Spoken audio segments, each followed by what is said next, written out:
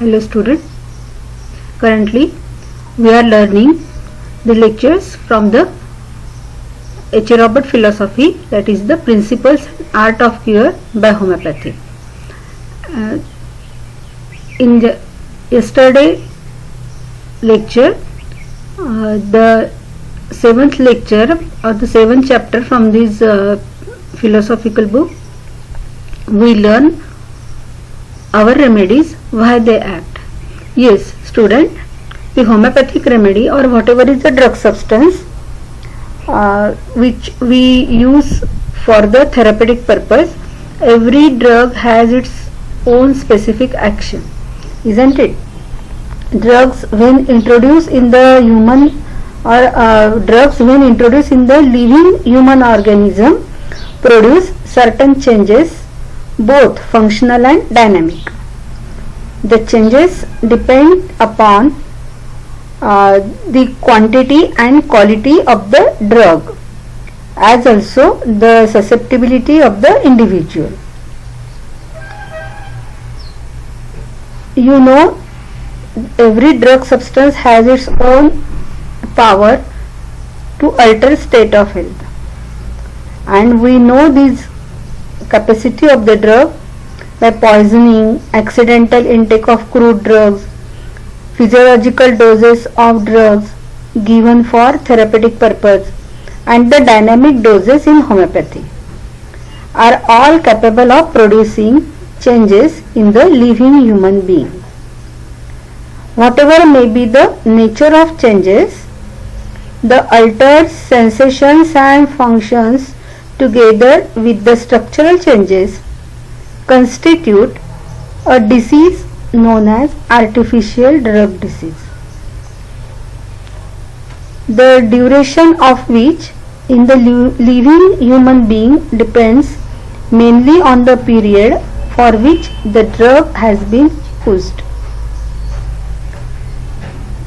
As we are a physician, we must know a drug from all aspects, starting from toxicological symptoms and ending in dynamic changes produced by the application of potentized drug. And in homeopathy materia medica, you know, this homeopathic materia medica contains the totality of only the functional symptom of the drugs proved, because homeopathic drug proving has not yet been carried beyond that limit, because we never desire the life of the prover may be in danger, and therefore you must stop the experiment of drug proving whenever the pathological changes are going to start, and we can safely prove the drug whenever we observe or the maximum level this drug is able to produce reversible pathological changes, isn't it?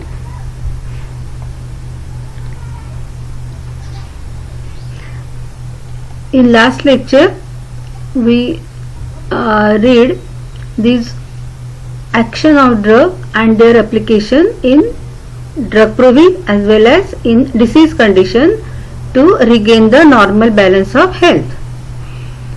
You know, this universal application of the energy or this cosmic energy influence all the things which observed in our whole universe, and as we are human being, we are a part of this planet, or we are the part of this solar system, and we are the constituent of this earth planet.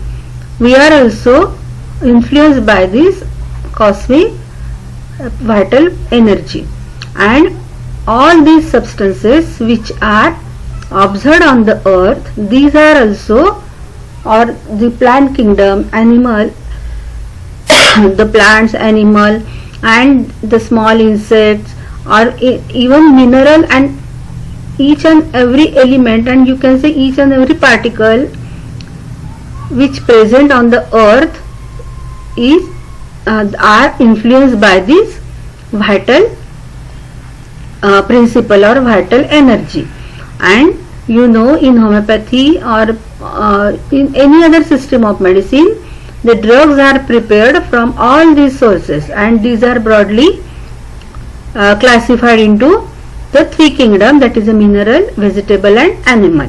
And every one of you know, in homeopathy we also use these various other drugs from plant kingdom, animal kingdom, as well as from the mineral kingdom. Yes, this mineral kingdom which are observed on the earth crust, definitely this earth and that planet either possesses some form of vital energy, and therefore whenever we prepared the medicine from these elements, we activate this vital energy which lies hidden in a crude state, isn't it? This vital energy, or yes, this is a planet Earth, and every element on this earth is endowed with this vital energy.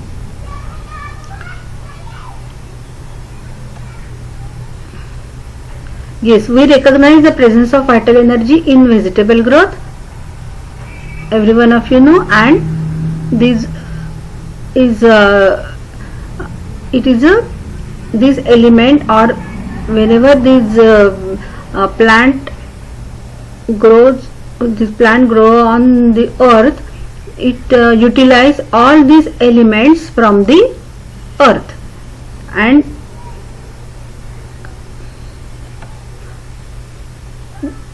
this Millikan, you know who is a Millikan? Millikan is a physicist and who got the Nobel Prize for their very important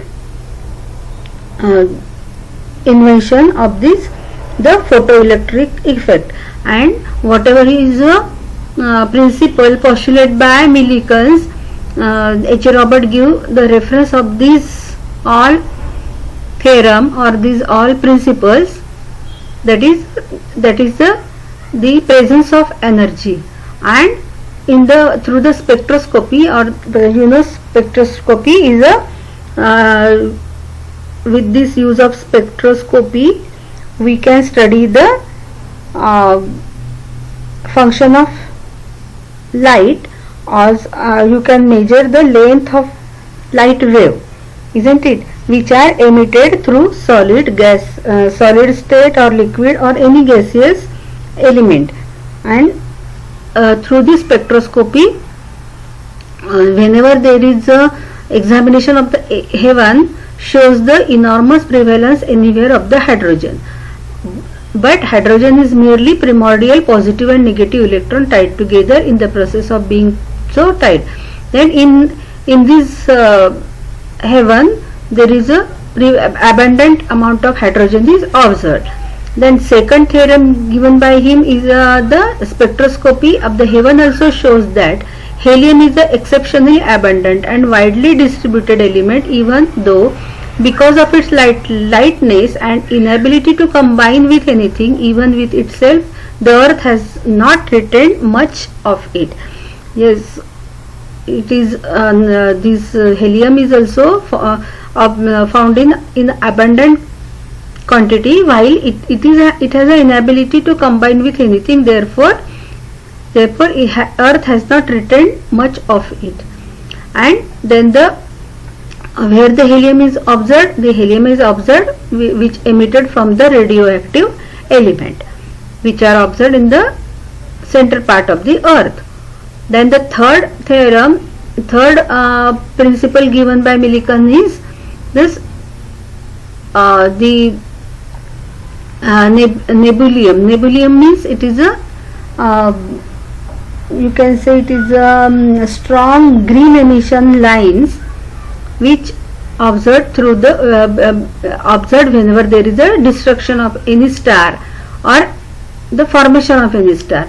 And this nebulum, that is this emission of this green light, observed abundant throughout the heaven, giving rise this mysterious spectral line, mainly oxygen and nitrogen. Yes, whenever it is measured by there is a measured by the spectroscopy, observe the abundant amount of oxygen and nitrogen.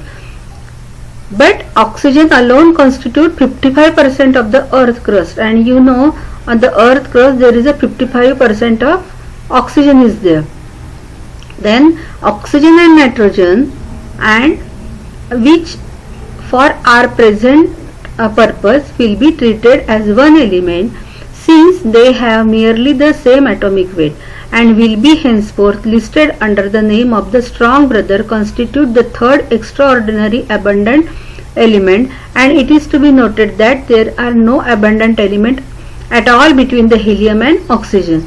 Yes, these oxygen, hydrogen, nitrogen, and all these constituent or the element which observed throughout the cosmos, and with various percentage.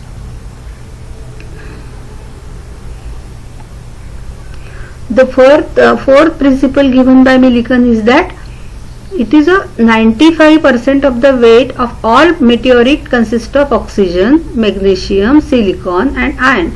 The meteorites, that means उल्का ज्याला आपण म्हणतो, whenever we study the meteorites through the spectroscopy, we observe that the various amount of this oxygen, magnesium and silicon and iron, which is quite similar to the earth, the percentage of the earth, while the 76% of the earth crust composed of the three elements. Oxygen, it is also the 55%, more or less similar, silicon 60% and aluminium 5%. No other element rising over 2%. Iron constitute 1.5% of the crust, but it is supposed to be very largely represented in the interior. Because of the closeness of their atomic weights, magnesium, aluminium and silicon may, for our present purpose, be regarded as a single element and given the name of the strongest brother, silicon. Yes, this magnesium and aluminium, they both are included in silicon and found in an abundant amount. There are then no abundant element whatever between oxygen and silicon, nor between silicon and iron atomic weight 56. And from an engineering standpoint, the universe may be said to be made up of the primordial positive and negative electron. Yes, whatever the primary stage of this universe, it is nothing but the positive and negative electron. From this all universes, the primary stage of the universe is a positive and negative electron, and of four elements built on them is namely helium, oxygen, silicon and iron, and these are the four main constituent of the universe. Similarly of the earth, similarly each and every living organism on the earth. You see what is the relation of this? Yes, let us take the next paragraph. Mankind, if he is here a billion years hence, will be satisfying his main needs as he satisfies them now with the four elements hydrogen, oxygen, silicon and iron. Yes, as our existence of this earth is there, we are, or being a living organism, we are developed from the unicellular cell to the multicellular organism, and all living organisms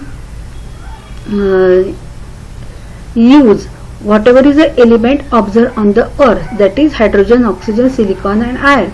These are the main constituent of every living organism. The human being, whether plants, whether animals, they fulfill their needs through this main four element, that is hydrogen, oxygen, silicon and iron, that is with water, air, earth and Fe, that means iron. These hydrogen and oxygen means water and air. You know, we have a principle that the human body is made up of the 5 elements, that is earth, water, the fire, air and space. Similarly, the earth matter nothing but the silicon, isn't it? And hydrogen and oxygen, these are the air and water also. The combination of hydrogen and oxygen is nothing but the water, that is the water, air, earth and last is the iron. These are the main constituent of every living organism on the earth, where the last symbol stands for iron rather than for fire. Yes, whenever we use this fire, here he told that it is represent as a not a fire but it is a iron, which was the fourth constituent of the world of the ancients. To comprehend the action of our remedies, it is well to look somewhat to the sources from which our remedies are derived and to weight their possible activity in their natural state. Yes, let us start how our remedies act. We take a consideration from the sources of these drug substances. We, you know, the sources of drug substances are from plant kingdom, animal kingdom as well as mineral kingdom. We regard the sources of drugs as lying in 3 distinct groups: animal, vegetable and mineral, or we may make 2 classifications and says living and non-living. Yes, as we broadly classify the sources of medicine as a animal, vegetable and mineral, he advised that classify them as a living and non-living. Isn't it? Living thing and non-living thing. Sir J.C. Bose, in his plant autographs and their revelations, writes, you know J.C. Bose, Jagdish Chandra Bose, who insisted that plant is a living organism, plant has soul, plant has emotion, plant has intellect, everything just like a living organism. And therefore, let us try to understand the quotation given by J.C. Bose. Do not the 2 sets of records of the living and non-living tells us of some property of matter common and persistent? Do they not show us that the same kind of molecular upset on stimulation occur on both the inorganic and the living, that the physiological is closely connected with the physical, that there is no abrupt break but a uniform march of law? The dust particle and the earth, the plant and the animal are all sensitive. Yes, whatever is a the principle given by J.C. Bose, he not only consider the living organism is only the plant is only living organism, but he insisted that the dust particle, the earth, the plant and the animal are all sensitive. Yes, the sensitivity, that means the energy. You say it is energy. Whatever is the energy is present in all or everything which observed on earth, because you know up till now you know only the earth is a living planet, because the lives are existed on earth, and therefore Dr. Jagdish Chandra Bose insisted that the every dust particle and the earth, the plant and the animal are all sensitive. Thus, with an enlarged cosmic sense, we may regard the millions herbs that thread their path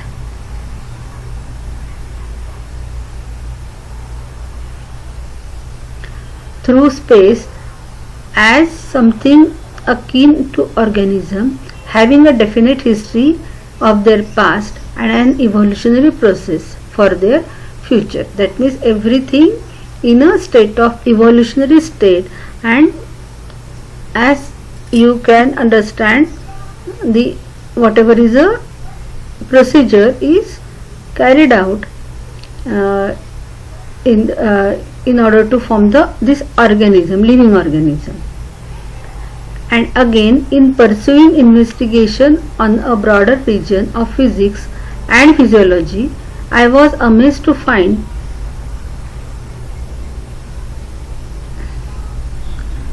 boundary lines vanishing and points to contact emerge between the realms of the living and non-living. Yes, Dr. Jagdish Chandra Bose again quoted that. Yes, it is. He was very much amazed to find boundary line vanishing and points to contact emerge between the realm of the living and non-living.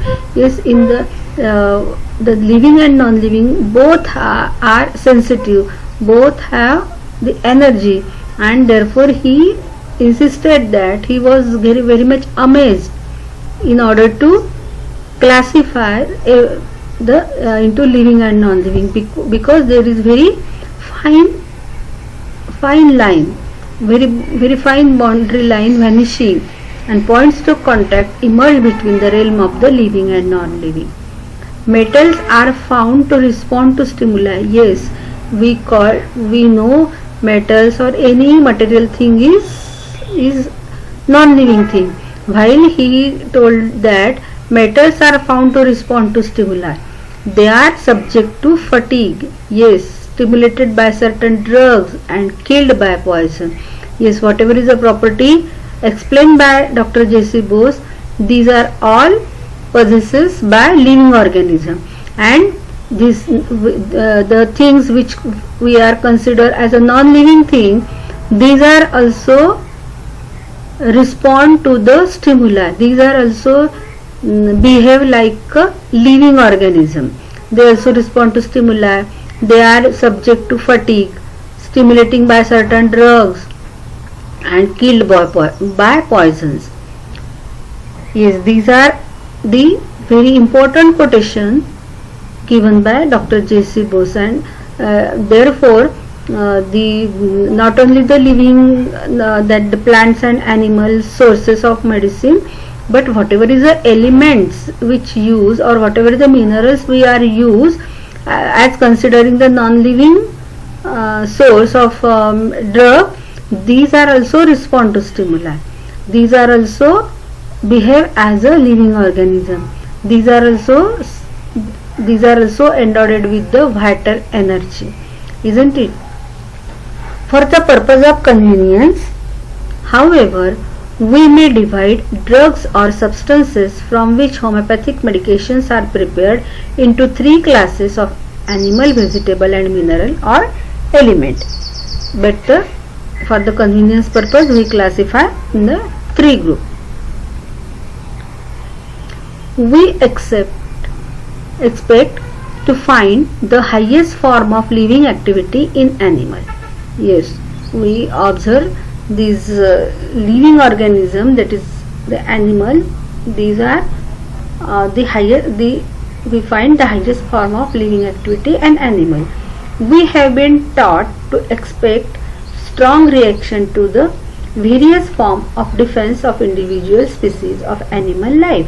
Yes, you know, every animal has its own instinct to keep the existence of life, isn't it? And for this, in order to keep the existence of life, the various other weapons are endowed by nature, and therefore these are the different type. For example, we find the venom of the snake has a deep action on other form of animal life. Yes, every animal, every creatures on the earth, these are, because of this very important quality of these living organism, that they desire to keep the existence of life, they have fear of death, and therefore they endowed with specific weapon by nature. Every creature has their own weapon, and they use their weapon whenever they find that their life is in a danger, isn't it? For example, whenever the snake is, for example of the snake has his weapon as a venom, and therefore we are not play with the life of the snake, isn't it? Because we are also living organism, and we also have a fear of death, and therefore we try to remain away from all these things which are danger for our life, isn't it? Similarly, this snake or any creature follow their own life, but whenever they observe that their life is in a danger, they use their weapon. Similarly, whenever the snake found his life in a danger, he used his weapon, that is a venom. And this snake venom, every one of you know what is the consequences when there is a snake bite. The person, it is the various type of snake has a various action on the human organism. These are neurotoxin, some other act on the blood directly, the decomposition of the blood is there. Some act on the directly on the heart, and because of this contraction there is death of the that organism. And this various property of the snake venom used as a therapeutic purpose, isn't it? We deduce that even when venom is prepared in minute reaction on animal life, Dr. J.C. Bose has verified this in his experiments with the action of cobra venom, that is a naja, on animal and plants. Yes, whenever J.C. Bose tried to prove that the plant has also the living organism, he performed some experiment, isn't it? And he tried to prove that like all other animals existed on the earth, the plants are also living organism. These are not non-living things, they are as equal to the living organism. Like they have emotion, they have the same physiological action as that of the animal, and therefore this naja, he used the naja, it is a snake venom of the Indian, it is the Indian cobra. The Indian cobra, the snake, this poison is the venom is very much poisonous, and he used for the experiment point of view. He found that in doses of 0.5 cc of solution of venom, 1 part in 1,000 when injected, that is a 1 part of the snake venom and 1,000 part of the vehicle, that it may be water or alcohol, when injected in the vein of the fish, the heart stopped beating in 12 minutes, and within 12 minutes the heart, what is the reaction of this snake venom? It is directly on the heart, and heart stopped beating in 12 minutes, and therefore the fish might be dead. This action was automatically recorded on delicate instruments. The same experiment was next applied to the plant, a solution of 1% being used, and the same experiment performed on plant also, and the 1% solution is used for, and it is injected to plant. Then let us see what happened. A Great Depression was first recorded. Yes, the instrument which used for the measurement, it is very artistically it was developed, and there is a record of this emotion of the plant, which is observed that there is a Great Depression was first recorded, then the pulse beat come came to a permanent stop and then came wilting and decomposition. That wilting means it is ज्याला आपण म्हणू की limp और drupe, म्हणजे पाणी मिळाल्यानंतर कसं ते झाड सुकून जातं किंवा मान टाकतं ज्याला आपण म्हणतो, तसं त्या झाडामध्ये त्यांना ऑब्झर्व झालं की जे काही पल्स बीट होते झाडांना देखील त्याचं एक प्रकारचा रिदमिक वेनी ते त्याच्यामध्ये मुवमेंट असतात ती स्टॉप झालेली दिसली. काही म्हणजे एकदम हार्ट आणि हार्टबीट पल्स वगैरे असं नाही, तर जी काही त्यांची रिदमिक मुवमेंट आहे ती स्टॉप झालेली दिसली, परमनंटली स्टॉप. आणि त्याच्यामुळे काय झालंय, there is a wilting. Wilting म्हणजे सुकून गेलेलं आहे. And decomposition, yes decomposition it is obviously which occurred after death and there is a death of the plant.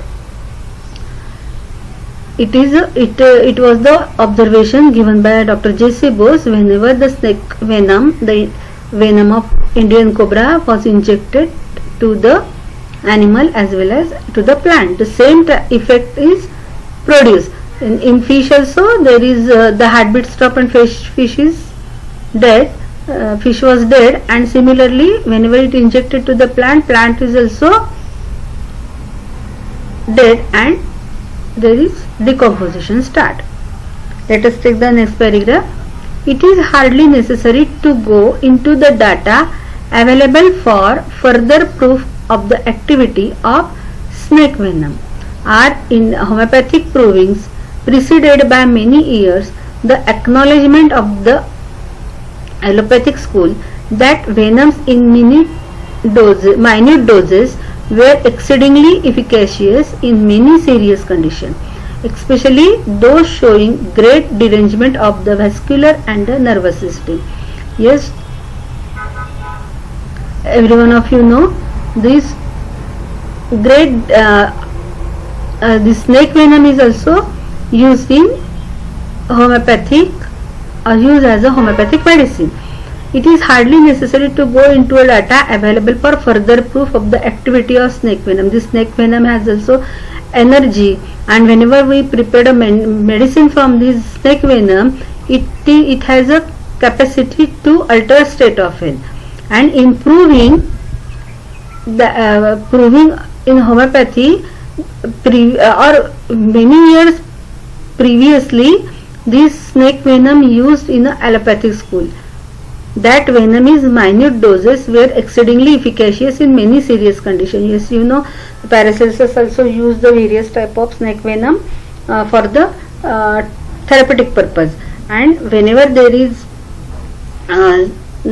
especially those showing great derangement of the vascular and the nervous system, in this condition this snake poison was used by allopathic physician. The form of defense such as spider venom, sepia, sting of bees and insect, and many other natural weapons have been found effective in causing and treating bodily discomfort may not be denied by those who have observed their action. Yes, this, as I previously told you, that every creature, every insect, every living organism on this earth have their specific weapon, and they use this weapon in a dangerous condition when they feel that their life is in danger. You know, the spider has very toxic in nature, and therefore the human being remain away from this spider, various type of spider. Otherwise the sting of this spider or bite of this spider may cause very serious effect. And these natural weapons, the weapons which given by nature, we observe this property of the toxins of the various creatures, and we use for the medicine point of view. We use this as in a therapeutic purpose.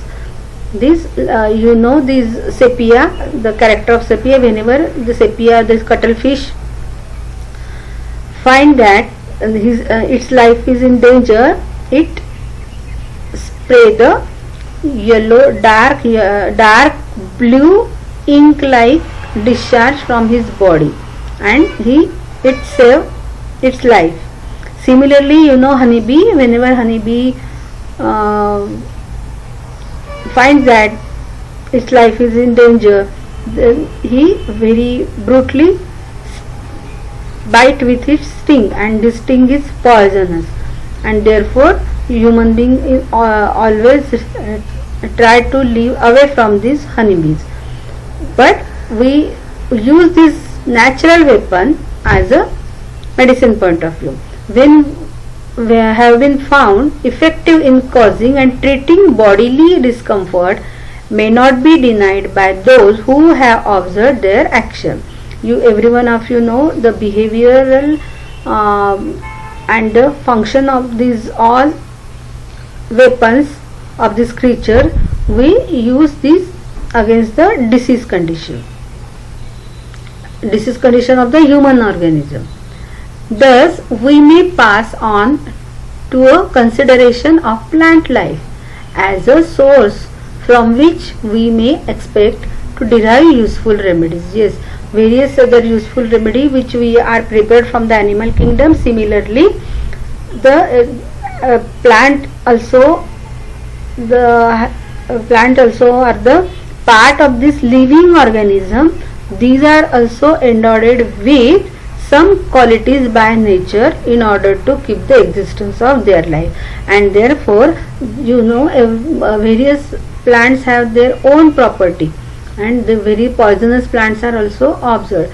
We expect and find great reaction from all those growths which manifest in their natural states the power of protection through defense by poisonous property. Yes, it is a power of protection through defense. For the defensive purpose, all these poisons or all these plants endowed with this poisonous property.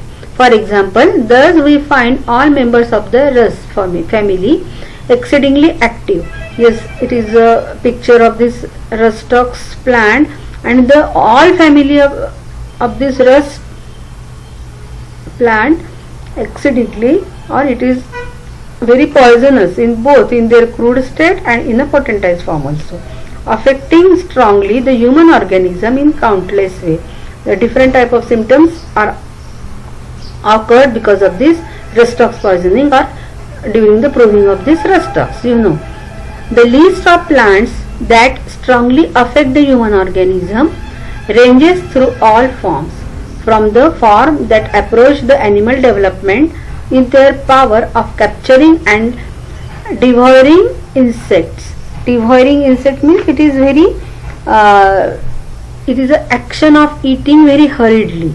It is very hurried action of the hungry person. It means, and the same type of action created by this carnivorous plant. That way, as immediately they closes and they capture the insect. Whenever the insect enter, it is a pitcher plant, and yes, it is a different type of the carnivorous plant which act as an animal. They can't move from their place, still by their attractive nature insect attracts towards them, and they capture insect very devouring nature, devouring very as the person is hungry and eat very quickly or capture it quickly. This just like a animal development in their power of capturing and devouring insects. This behavior is just like a animal, such as Drosera. This sundew plant, Drosera, then Sarracenia purpurea. It is pitcher plant. To the lowest and hardiest growth, such as Sticta pulmonaria. It is a picture of Sticta pulmonaria and is almost endless, and there is an endless list of these plant which behave like animal, and they act as an animal and capture the animal, as these are the prey. Let us take the next paragraph.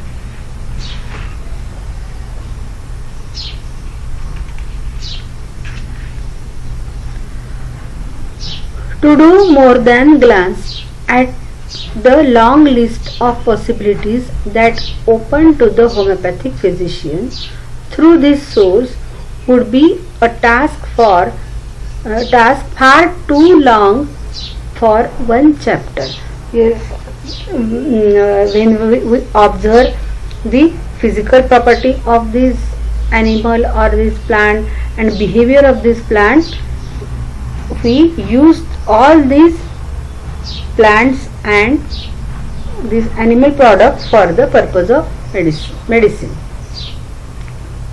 We may take ourselves at once to the observation of those substances that may be most truly said to be non-living, yet which must enter largely into composition of the living and that encompasses us.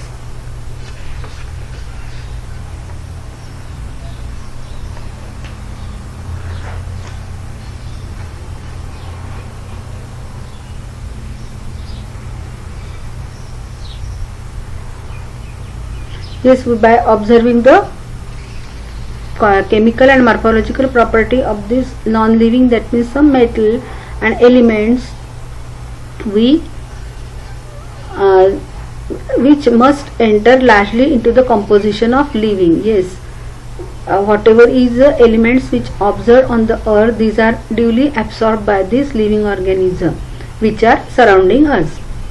Even more deeply acting than the venom, we find the mineral and chemical elements. Yes, as these animal and plants, these are all depend on the earth for their nutrition and they absorb whatever is the mineral and element available on the earth crust, and therefore these basic element, like as we learned previously, then hydrogen, oxygen, silicon and iron, these are the main constituent of our each and every living organism, that is a plant and animal, isn't it? These are surrounding us, and therefore the mineral and chemical, these elements are more potent than that of the snake venom. Even more deeply acting than venom, we find the mineral and chemical elements.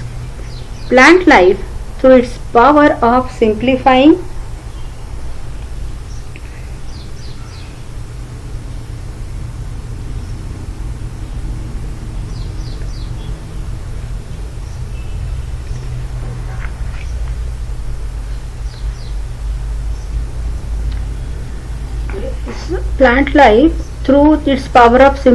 these substances readily form the closest relationship to the mineral kingdom, for here the elements are often absorbed and made available for ingestion, them even more active.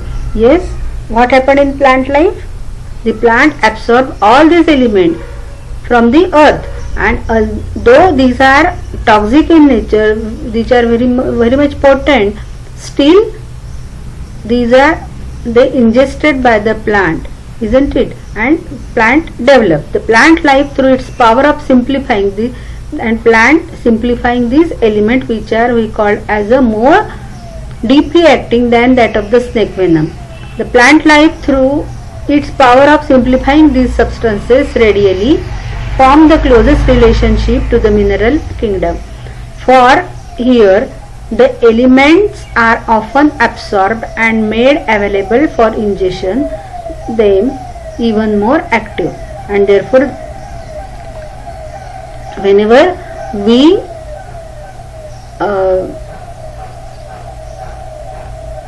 eat these vegetables, all these minerals and chemicals which absorbed by the plant, these are all ingested in a proper manner.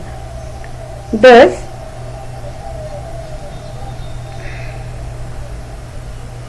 we see the reason for pulsatilla's strong action on the human economy. Dr. Underhill tells us that pulsatilla is one of the most effective chemical laboratories on assimilating the mineral content and elements in the soil and rebuilding it into a most deep acting and complicated influence upon the human organism. Yes, pulsatilla, it is a image of pulsatilla. You know, every one of you know this pulsatilla prepared from these flowers, and whatever is the property of this pulsatilla explained by Dr. Underhill tells us that pulsatilla is one of the most effective chemical laboratories known. It is a very toxic in nature, and in a laboratory analysis which contain the very potent with mineral, assimilating the mineral content and element in the soil.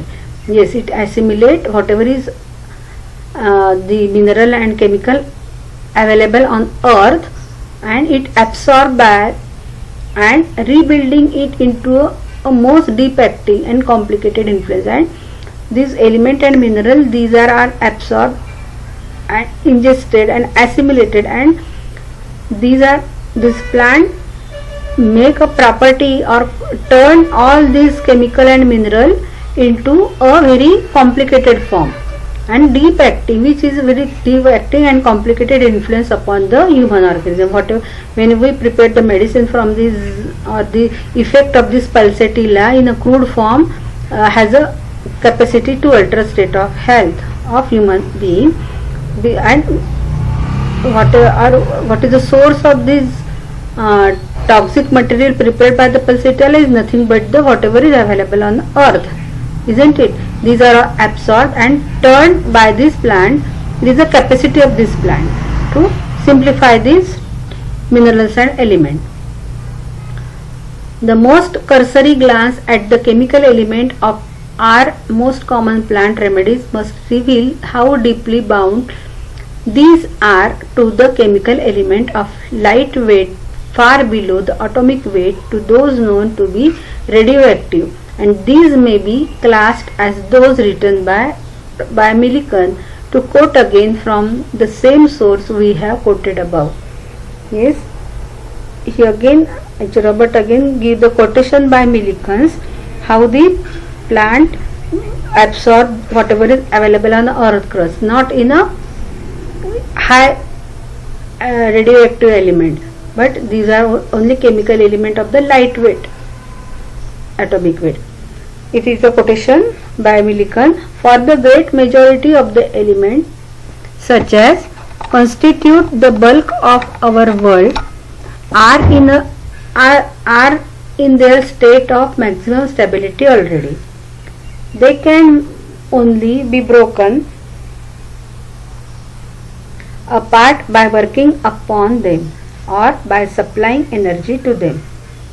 But having thus disposed of the process of atomic disintegration and found it completely wanting as a source of available energy, since the radioactive elements are necessarily negligible in quantity, let us next see what there is to be learned about the process of atom building of the source energy.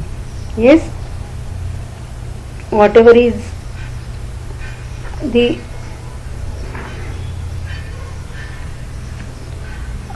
chemical elements absorbed by the plant, these are all of the light weight, not of the high atomic weight, isn't it? And you have to learn this disintegration of the, having thus disposed to the process of atomic disintegration and found it completely wanting as a source of available energy. Yes, this transfer or convert these elements and mineral in form of the requirement, according to their requirement, while the radioactive and the higher atomic the mineral which have a higher atomic weight or the radioactive element, these are very negligible quantity because these are observed in the center part of the earth. Therefore, these are observed very negligible quantity.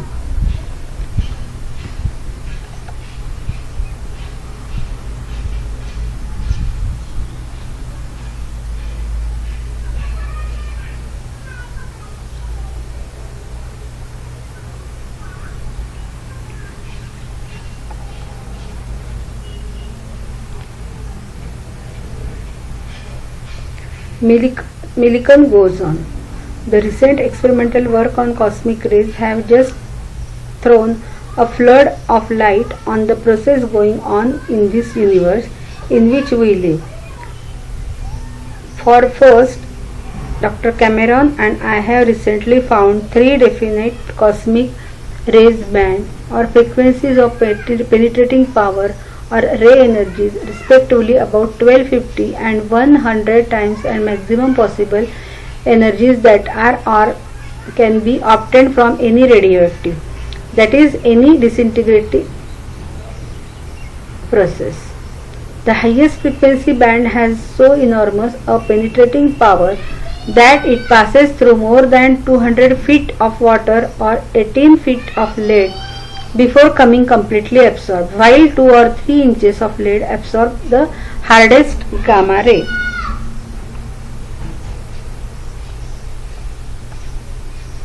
This discovery of a banded structure in cosmic ray shows that these rays are not produced as are X-rays by the impact upon the atom of matter of electron that have acquired large velocity by falling through powerful electric field. As we earlier suggested, the fields necessary to produce frequencies as high as those of the highest observed cosmic rays are equivalent to something volts, but that they are rather produced by definite and continually recurring atomic transformation involving very much greater energy chances than any occurring in radioactive process. The highest frequency band has so enormous a penetrating power that it passes through more than 200 feet of water or 18 feet of lead before becoming completely absorbed, while 2 or 3 inches of lead absorb the hardest gamma ray. This